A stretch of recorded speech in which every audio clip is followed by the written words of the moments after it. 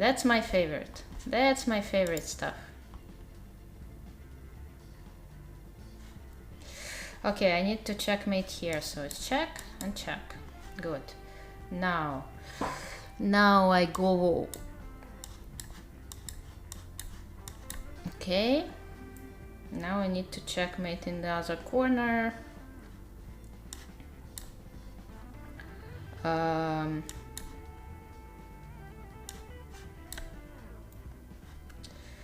Let's make a waiting move. What am I doing? Okay, now I know what to do, which is great. Need to do like this, waiting move, cut it off. Okay.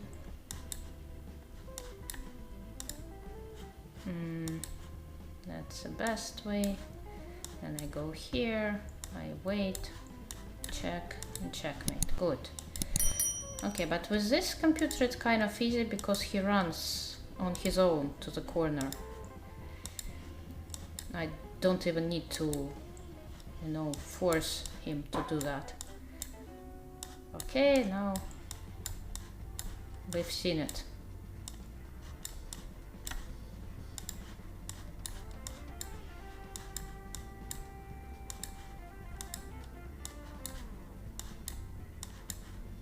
So it's easier with yes, it kind of runs where it's supposed to run. Good. And now I need to do, yes, so I'm already there.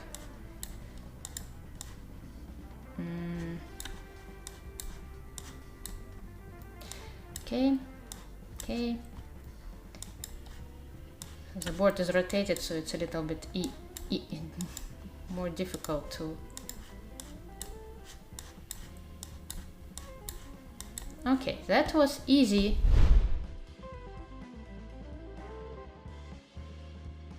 Show you. And I'm gonna make a clip soon. I found a position, a game, where I needed to checkmate my opponent in the blitz game with a knight and a bishop versus king. So we'll now explain like the theoretical part, and then I will make a clip for my YouTube channel and we'll put this video clip of me playing that game, so you will be able to see everything. And also there is endgame training on chess.com, endgame drills with bishop and knight. It's a good training, although computer doesn't play. The problem when you play against computer, he always runs with the king to the opposite colored square.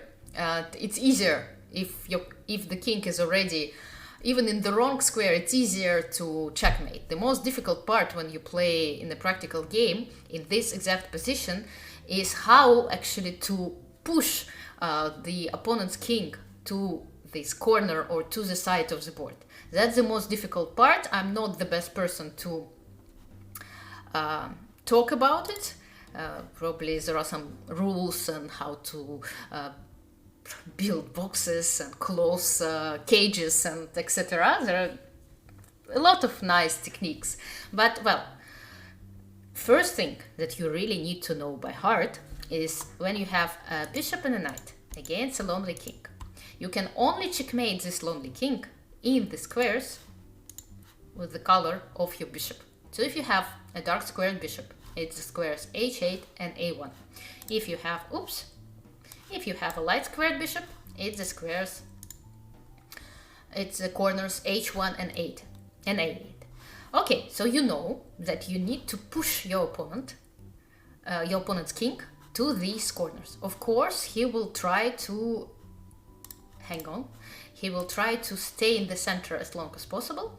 So your goal is little by little push it to the side and then build up a special line of pieces. I will show you this line, a column that will eventually push this king into the needed corner. Okay, so again, you use all your pieces. You need to use all your pieces to their maximum to push the opponent's king to the side of the board. Any side will work fine. If you go to chess.com endgame drills training and play against computer, he will always run to this corner, to the corner of the opposite color of your bishop. But actually it makes your life, is it my turn to move? Okay, it makes your life easier if the king goes by himself to the corner, even if it's not the needed corner. Okay, let's try to somehow push it. Okay, let's pretend he's gonna run there, and then when he's almost there, you need to push him to a8 or h1, whatever direction you pick. For that, what do you need for that? First, you need to bring your knight so it controls the square on h8. If you go to a8, if you want to push the king to a8, it will be the square f7. If you want to push it to h1, it will be the square g6, whatever you pick. Let's say you picked f7. And it's just easier for us to comprehend when it's straight vertically than if it goes the other way. And then, when the knight is guarding the square, you're bringing your bishop to help, so it will also cut off this king from this corner. So the starting position, usually the starting position you see in endgame manuals is this one, this straight line position, knight, king, bishop. So the knight guarding this opposite colored corner, which is not needed. You need to push it to a8 because your bishop is a light squared bishop. And we go from there. We're starting our plan to push the king there. First, we cut off his way to the safe square, and then, yeah, you've heard probably about W maneuver of your knight. It doesn't look like a letter W right here, but that's what your knight maneuver should look like in order to push this king to a8. Okay, let's start. It's black to move. He doesn't have any other moves except king e8. Then you go knight e5. The main move, the main attempt to escape from the side of the board is king to d8. If he goes to f8, it's not gonna help him because you're gonna check him, and then you will just bring your king, and again, using the fact that knight is controlling this square, you give a check and you just push him closer to the needed square, to the needed corner. Again, the only move, you make a waiting move sometimes, it's very useful in order to play knight b7 with a check, or bring your king and play knight b7.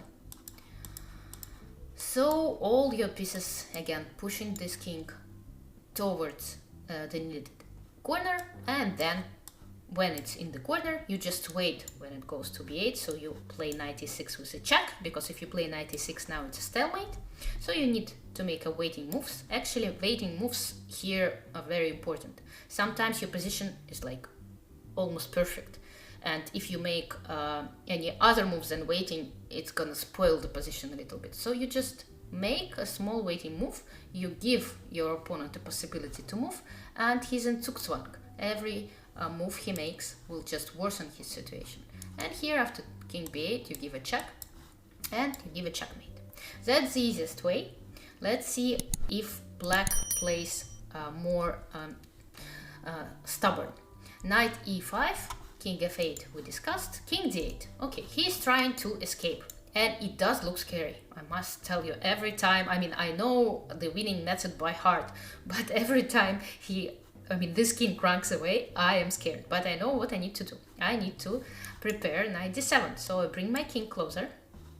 King c7, he starts to run. If he goes back, then knight d7, and same story, same plan, same method. King d7, king c7, knight d7, and in this endgame drill, the computer is gonna make this move. And actually, when I was making this endgame drill for the first time, I let him escape. But you should not panic. You should understand that his goal is to play king a6, and you need to just stop this route, escape route, for him to close it. And if he goes to c6, again, your position is almost perfect. All these squares that he can escape to are under control. So you just need to wait. You wait, and every single move he makes will worsen his situation. He goes back, you cut it off again. Cut the king away, and look how beautifully, together with your knight, every single square that gets this king closer to the center is closed. So he needs to get back. But then the king goes, if he tries to escape from this side, since this square is under control, you just give a check. And here you either play knight c5, you can make a waiting move, because after king c8 you will need to make a waiting move, because if you go to king c6 he will go back. He's threatening to escape, so you will need to get back, and here you will need to make a waiting move. And only after he plays king b8 you will play king c6 and prepare knight b7. If he goes king d8, then you will give a check, and same story, you just go with your king. If he tries to escape, you give a check. And now we know what to do. Knight c5, king a8, and again we want to see the king on b8, so we play knight e6 with a check, and then we're gonna checkmate with bishop e4. So we just wait, make a waiting move, keeping this bishop on this diagonal, so it keeps under control the c8 square, so when the king goes to b8 he doesn't want to escape. So you wait, any waiting move actually, almost, on this diagonal, except bishop c8, and then you give a check, and you give a checkmate. I mean, it sounds difficult, I know, and thank you for your subscription. Have I ever had this in tournament play? Actually, recently, I started with that. I'm going to show you in a video clip that I will prepare for my YouTube channel, a video that I found when I needed to checkmate Elizabeth Peltz in a blitz tournament in China with my knight and bishop. And also I had the same situation in the World Rapid Championship, in the first or second game of it in St. Petersburg a few years ago, I think 4 years ago. So yes, it did happen in my practical game, and yes, it helped me a lot.